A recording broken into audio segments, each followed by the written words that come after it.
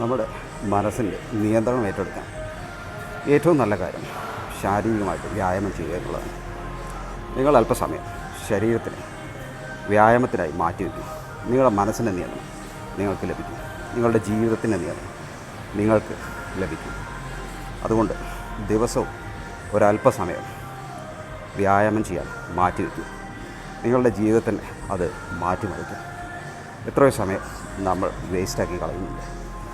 Reels കാണുന്നതിനും social media spend ചെയ്തതിനും വെറുതെ ചിന്തിച്ചു കൂട്ടി അനാവശ്യ ചിന്തകളുമായി നമ്മൾ മല്ലടിച്ച് ഒരുപാട് സമയം വേസ്റ്റ് ചെയ്യുന്നു. ദിവസം ഒരല്പസമയം വ്യായാമത്തിനായി മാറ്റിവെക്കും. നിങ്ങളുടെ മനസ്സിൻ്റെ ശക്തി വർദ്ധിക്കുന്നതായിരിക്കും. നിങ്ങളുടെ ജീവിതത്തിന് മേൽ നിങ്ങൾക്കൊരു നിയന്ത്രണം ലഭിക്കും.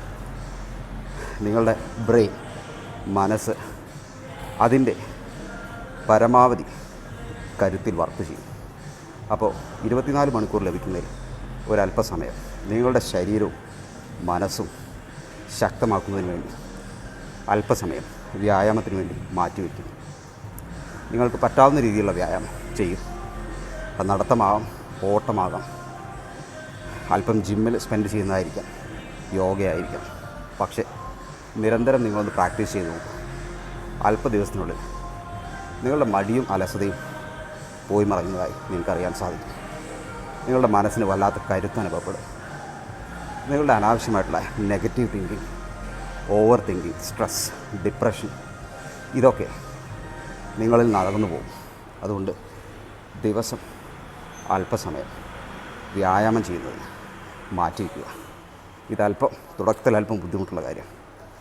അതിനുവേണ്ടി നിങ്ങൾക്ക് സമയം സ്പെൻഡ് ചെയ്യണം. അതിനായി ജിമ്മിൽ പോകണം, അല്ലെങ്കിൽ നടക്കാൻ പോകണം, അല്ലെങ്കിൽ ശരീരമൊക്കെ ഒന്ന് ഇളക്കണം. വേദന അനുഭവപ്പെടും, അസ്വസ്ഥത അനുഭവപ്പെടും.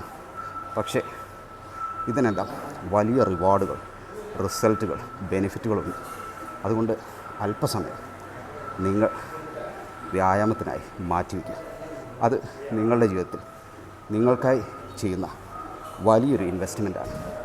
അല്പ ദിവസം ശ്രമിച്ചു നോക്കുമ്പോൾ വലിയ മാറ്റം നിങ്ങൾക്ക് അനുഭവപ്പെടും. Thank you.